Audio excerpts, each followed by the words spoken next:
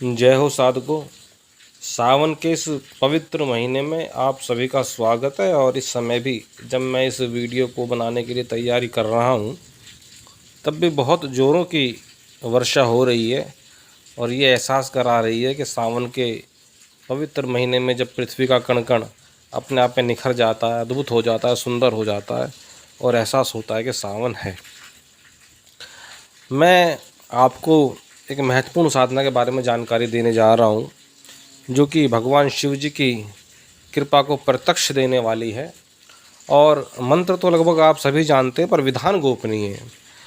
और अत्यंत गोपनीय मंत्र इसलिए भी नहीं दे रहा हूँ क्योंकि मैं चाहता हूँ कि सभी इस साधना को करें।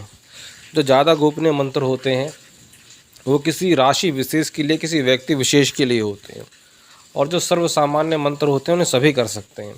तो ये तो ऐसा महीना है कि कम से कम कोई व्यक्ति साधक नहीं भी है या साधक है भी तो भी, या गृहस्थ है, सभी लोग इस साधना को कर सकें, ऐसा विधान है।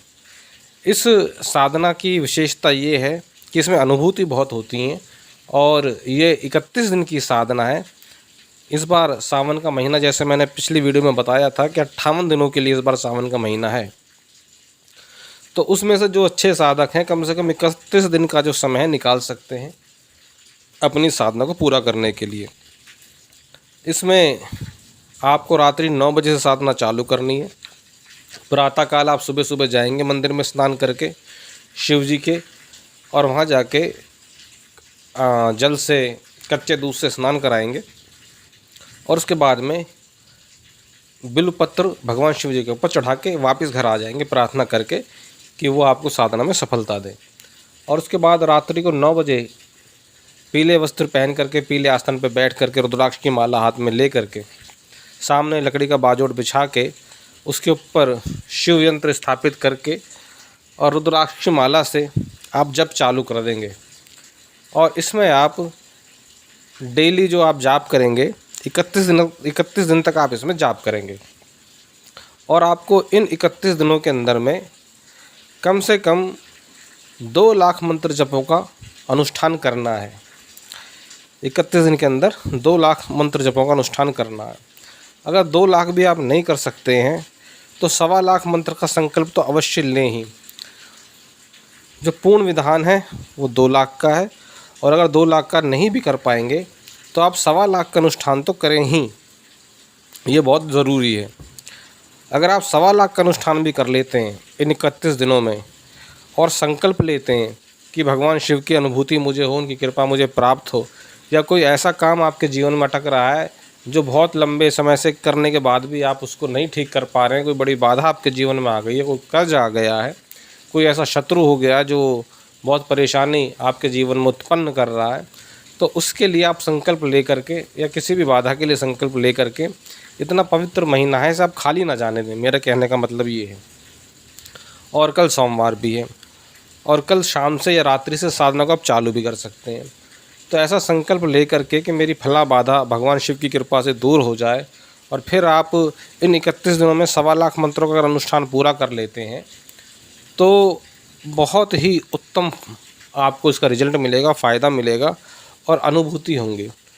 बहुत लोगों को अनुभूति इसलिए नहीं होती हैं क्योंकि वो किसी साधना को क्रम से नहीं करते हैं। 1 दिन कर ली, 2 दिन कर ली, या सोमवार को कर ली।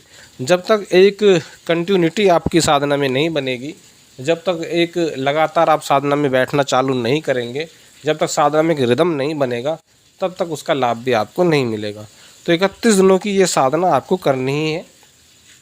जो लोग भगवान शिव के भक्त हैं या जो नहीं भी हैं और साधना के क्षेत्र में चाहते हैं सफलता, तो वो भी साधना को करें, भगवान से आशीर्वाद लें।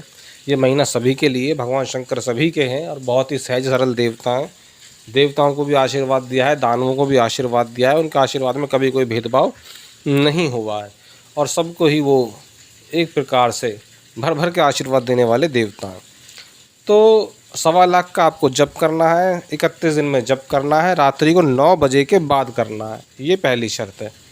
वहीं पे जप करने के बाद में आपको शयन भी करना वहीं पे, सोना वहीं पे है जहाँ आप जप करेंगे। कोई ऐसा कमरा घर में आप देख लेना जो एकांत हो, जहाँ पे आप साधना कर सकें। तो भूमि शयन करना है, लहसुन प्याज का आपको परहेज करना है और 1.25 लाख मंत्रों का आपको जप करना है। ब्रह्मचर्य व्रत का करना है पालन।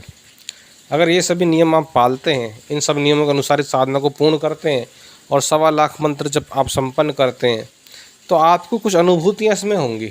एक अनुभूति तो आपको ये होगी कि दिन के समय या रात्रि के समय आपको सर्प दिखाई देगा। अगर सर्प दिखाई दे या ऐसा आभास सर्प का हो तो आप समझ लेना कि आपकी साधना सही दिशा में चल रही है और भगवान शिव के गण आपके आसपास हैं और वो आपकी रक्षा कर रहे हैं और साधना सफलता का संकेत दे रहे हैं। या कोई परछाई का आपको एहसास होता है, किसी ध्वनि का एहसास होता है, तो भी आप समझ लेना कि भगवान शिव की कृपा से आपकी साधना सफल हो रही है। इसमें आपको प्रत्यक्ष दर्शन भगवान शिव के नहीं होते हैं, अनुभूति होती है। अगर अनुभूति हो जाए, आपको स्वप्न में कोई अनुभूति हो जाए या जिस तरह के संकेत मैं आपको बता रहा हूँ कि कोई सर्प आपको दिख जाए, कोई गण का अनुभव आपको हो जाए और कोई सुगंध कमरे में व्याप्त हो जाए, तो आप समझ लेना कि आपकी साधना पूर्णता को प्राप्त हुई है और आप सफल हो गए हैं। और जैसा भी अनुभव आपको हो, आप मुझे कमेंट में लिख करके बताना और इस साधना को सभी करना। ये बहुत उग्र साधना नहीं है और इसमें कुछ भी अनिष्ट होने वाली घटना नहीं होती है। बहुत ही सहज और सरल साधना है, 1% का भी भय इसमें नहीं है। और जो भी अनुभव इसमें छोटे मोटे होते हैं वो भी बहुत अच्छे होते हैं, सुगध होते हैं, नुकसान देने वाले नहीं होते हैं, भला करने वाले होते हैं। मंत्र इसमें आपका वही शिव पंचाक्षरी मंत्र रहेगा, ओम नमः शिवाय। बस जप की संख्या 1.25 लाख रहेगी और जप का जो विधान है वो रात्रि के 9 बजे के बाद से आपको उसको जप में स्टार्ट करना है, चालू करना है। ये इसका विधान रहेगा। पीले कपड़े इसमें धारण करने हैं आपको और दिशा इसमें रहेगी आपकी उत्तर दिशा की तरफ इसमें आपको मुख करना है। सामने लोटा भर के रख लेना जल का और घी की जोत जला लेना।